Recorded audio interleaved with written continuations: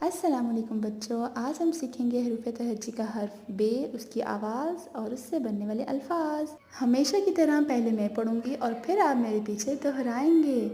तो क्या आप तैयार हैं? चलिए शुरू करते हैं। बे ब बिल्ली, बे ब बंदर, बे ब बकरी, बे ब बच्चा, बे ब बाल, बे ब बारिश,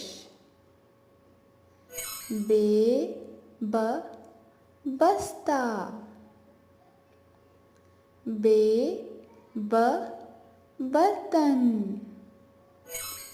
बे ब बटन,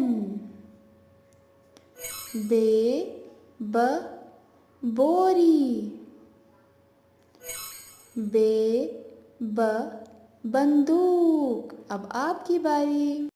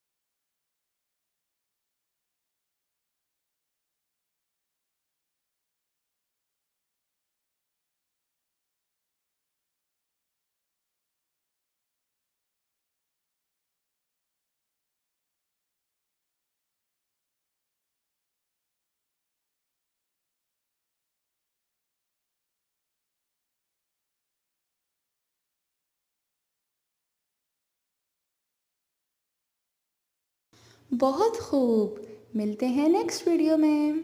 अगर आप इन फ्लैश कार्ड्स को डाउनलोड करना चाहते हैं तो लिंक डिस्क्रिप्शन में मौजूद है।